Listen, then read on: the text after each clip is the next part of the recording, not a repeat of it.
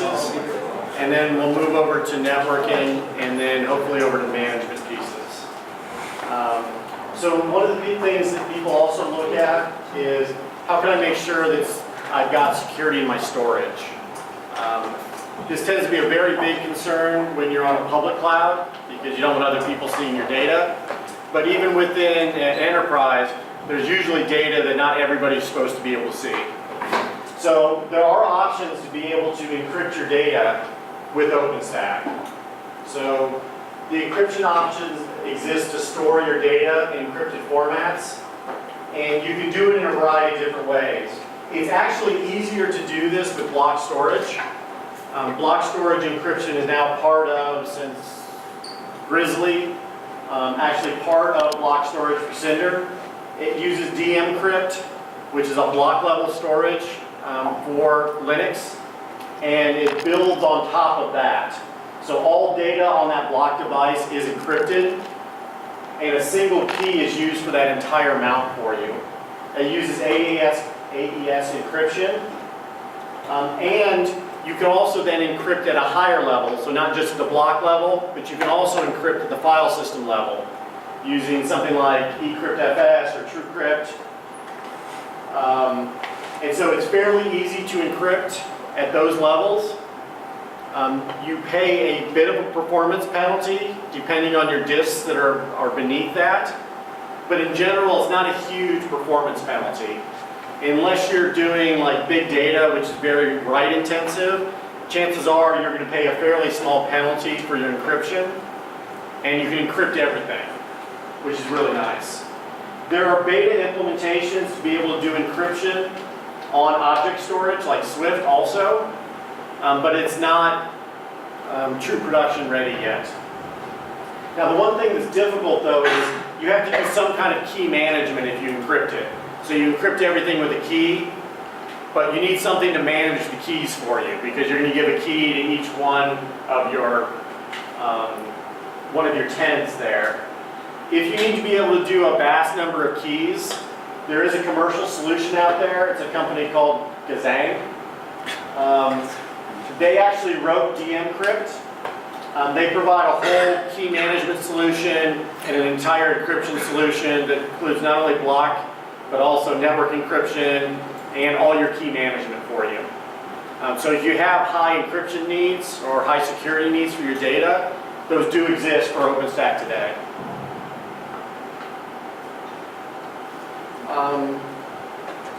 One of the things that you also have to worry about though is there are only two places where people from outside in the enterprise will be able to get to your cloud.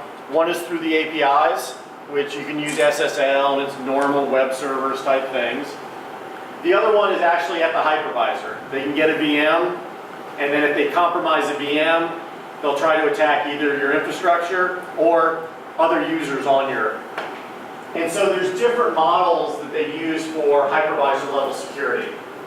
So Zen actually, although it's a little more complicated to use, has a slightly better security model for you. In Zen, you have different domains out here that run your customer apps, and they only actually be able to talk to Nova Compute through what's called Zen API. And then once they get the Zen API, they talk to a daemon here, which then gives them configuration information and things like that. And this is DOM0, which is the privileged domain. The rest of these domains are just user domains, which have lesser privilege. And so it provides you a level of what we call defense in depth. You have to be able to compromise one of these operating systems. You then have to compromise Zen API, compromise the Zen API daemon, and then you finally be able to get to some kind of privileged domain there. So it's a fairly strong authentication model, a fairly strong security model there, where you have to actually defeat several different things to be able to get some kind of privilege on there. Unfortunately, most people use KVM. KVM is a bit simpler, which is basically each one of your KVM instances run as a process, which has special privileges. Inside of that, your customer is actually connecting directly into that. Should they be able to subvert any one of those, they'll probably be able to break in and have some kind of zero-day exploit, and they're in your operating system. Once they're in your operating system, they probably have access to your Nova Compute file. Your Nova Compute file usually will have your database password as well as your queue password. And once you have that, well, you can get into anything in the entire environment there. So it is really important to keep up on your patch levels, especially if you're using KVM. In addition, there is some new things that came with Grizzly. There's a new option for Nova Compute to use something called Nova Conductor.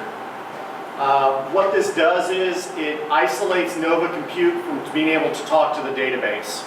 So Nova Compute talks to Nova Conductor, Nova Conductor then talks to the database. What this does is Nova Compute no longer needs the database or the queue password, and so even if you get into here, you don't actually have the database passwords anymore.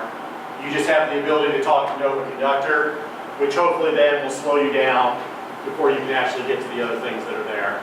That's something new that came in Grizzly.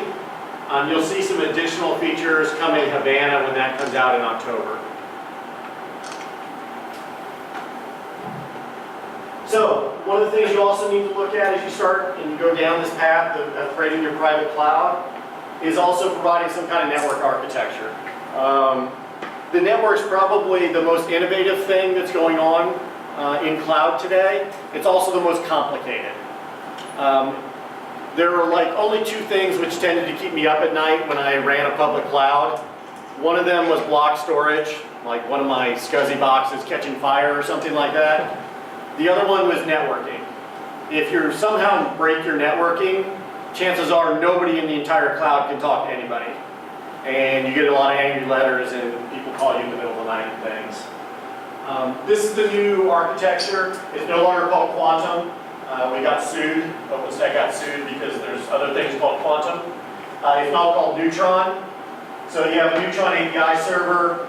You then have a number of agents and plugins which actually create your networking for you. All of the Neutron architectures are slightly different depending on what provider that you use out there. Today, most people are using OpenVSwitch, which is the free open version of this. It comes as the default. It's not the only way to do it though. There's a number of commercial solutions. Nicira, which is now owned by VMware, Mitakura out of Japan. There's a variety of different ways. Cisco has some. There's different ways to be able to do this. But most people today are still looking at OpenVSwitch because it's free and it's the default. This is what a physical deployment of OpenVSwitch looks like today in Grizzly. You basically have your cloud controller here, and then on each node, this is really blurry, on each node you end up with an agent. This is really blurry. Okay, so you have a Neutron plugin agent that runs on each compute node that manages like IP tables on that particular node for you, or on this particular example, it's actually managing OpenVSwitch for you. And then you have a network node. And on the network node, you're doing all of the services. So you can't read this here, but you actually have a service here for L2, you have a service for L3, so a service for VLANs, a service for L3 to create new networks for you. You also have an agent for DHCP, and a variety of other things here.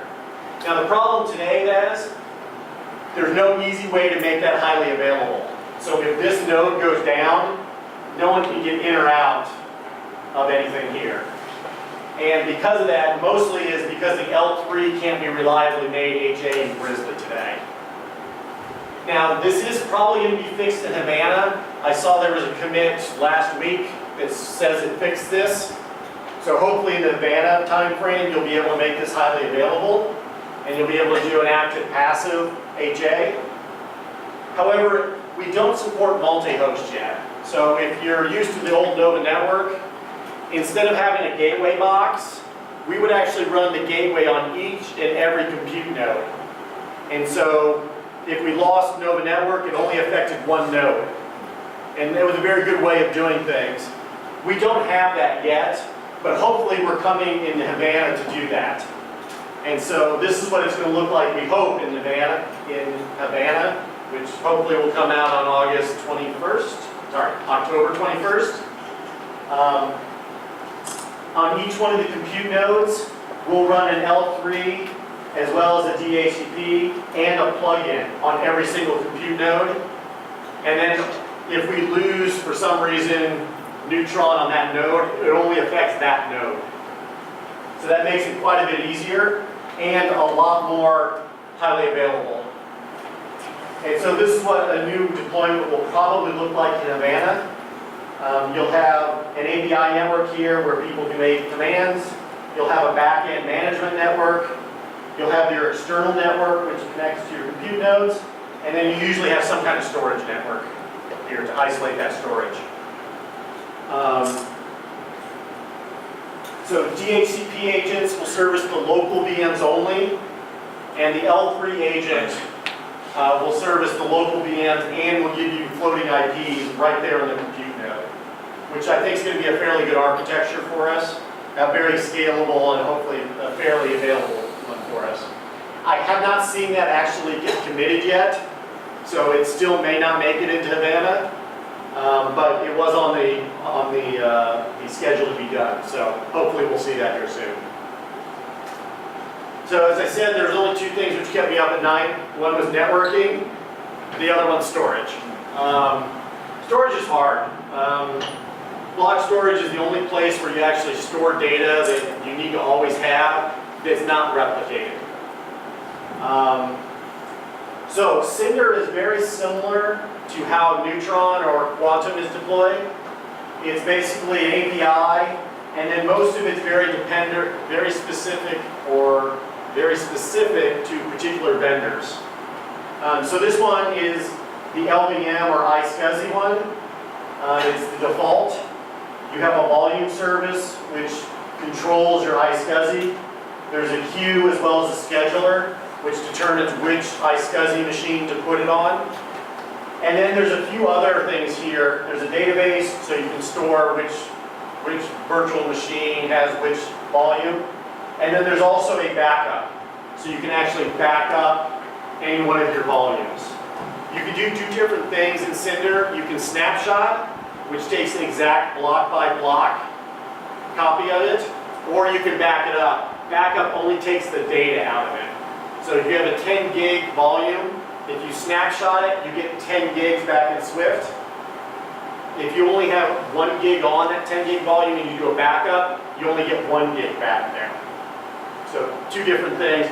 You wanted to use a snapshot to replicate it. So that, for example, if you create a data set and then you want to put it on 4 nodes, you'll snapshot it and make 4 copies of it. Backup helps you just back it up. Backup's also a lot slower because it has to go through this daemon. But this is one of the more difficult things to manage, mainly because it is like a large number of iSCSI servers. It doesn't mean it's the only way to do this, though. There are a lot of vendor implementations out there. So, for example, SolidFire makes an all SSD Cinder storage appliance. NetApp makes storage appliances. IBM has them. I think most of you saw yesterday Hitachi Data Services joined OpenStack, and they will have a Cinder implementation for their HUS devices. There are a lot of them out there, so if you already use an enterprise storage vendor, chances are they have a Cinder replacement there that you can use either existing storage or one of their new boxes with it. So for a lot of private clouds, a lot of people look at that because they already have skills, they already have support contracts, they already have all the tools around that, especially if they're a NetApp shop or something like that. And if you are, one of the few places where I would spend money, especially if you're a private cloud, spend it on data and storage. It'll make your life easier. One of the things that is out there that a lot of people are looking at today is Seth. I talked about Seth earlier as having an object store. Seth also has a block store, and it's all implemented on one set of technologies. It tends to be fairly popular out there. It was made by an American service provider called DreamHost out of Los Angeles. They actually created the technology by one of its founders, and now they've got a commercial company that will provide support for you. It's open source though. It's built into Linux, so Rados block device and all these are built into Linux today. You can implement it on commodity servers. It has KVM support. It'll support both the OpenStack and the S3 APIs. And it's fairly well integrated with both OpenStack and CloudStack. And the nice thing is that you can actually get support for it if you need it. It scales out very nicely. It is a highly available file system, or highly available storage system. And it's being used at some fairly large clients today. So it's not something that's, although it's probably newer than Swift and some of the other things, it is being very widely used. As I talked about though, you can do quality of service just like you're doing it with OpenStack Nova, where you use host aggregates to be able to provide Hyper-V or better service for different customers. You can configure multiple backends for Cinder. So for example, if you want to create cheap storage that's slow, and then maybe there's all SSD storage that you want to provide, you can provide different pools there. We call them volume types. And you set up basically different backends for it. And then when the user wants a volume, he can choose one of the backends. So like here, I've got one called LVM1 and LVM2. Maybe this is all SSDs, maybe this is regular drives. He can pick then when he creates a volume, whether it's fast or slow. And it would get put on either the SSD one or the slow one, depending on what he chooses. This was introduced back in Folsom, and then they upgraded it in Grizzly. This is kind of an easy way to provide a quality of service for your users and give them at different levels of storage at different cost points and different performance points for it. It's very easy to configure. It's literally these 4 or 5 lines, and then on each one of the storage servers, you just identify which pool it applies to. So very easy to do. One of the newest things that you're going to see is automation. Automation's Heat. Heat's the new service that will be coming out in Havana in October. Heat allows you to do CloudFormation type things from EC2. So you basically give Heat a template and say, please launch this many servers of this type and do these commands to them. The Heat API works on a queue, and the engine then goes out and launches those servers for you, does the other configuration for you, like adding an IP address or some kind of load balancer, and then records it in the database. It also has the ability to do some limited auto-scaling. So you can set a probe, for example, if it gets above 70% CPU, and it will automatically launch a new instance for you. You can also set it so that it descales. So for example, if it drops below 5%, it kills the image off. It's the newest service. It's being led by Red Hat. It will be out. It supports CloudFormation today. They're working to provide some other templates for it also here in the future. We just got a chance to work with it, and it's actually pretty solid from the work we've done with it for the last few weeks. We've been very surprised, very, very pleasantly surprised with it. And then kind of the last part here that most people don't spend a lot of time on is OpenStack identity. In the service provider, it's pretty easy, which is you want to sign up as many people as you can, make it as easy as possible for them to sign in so they spend money. In the private cloud, it's different. You wanted to make it a little bit more difficult because you only want people who are actually your enterprise users to do that. And you probably already have some kind of authentication database. You have Active Directory or LDAP or something like that, and you probably want to tie into that. So Keystone is the identity service for you. It's got a back end for what we call identity. If you don't already have something, you can use a MySQL database and just add users there.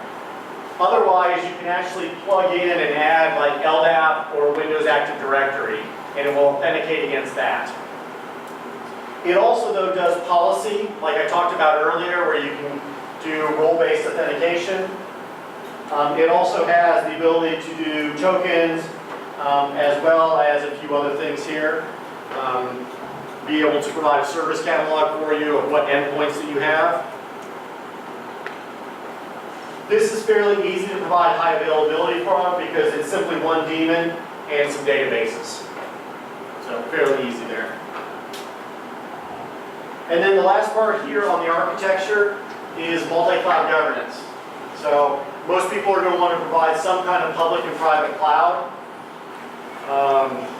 We want to be able to provide a single point of management and governance with some common features.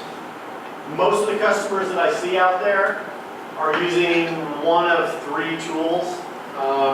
Could be Instradius, which is owned by Dell now. It could be RightScale. RightScale is a SaaS application which is used by a number of customers. Or Service Mesh. Service Mesh provides really strong policy and planning.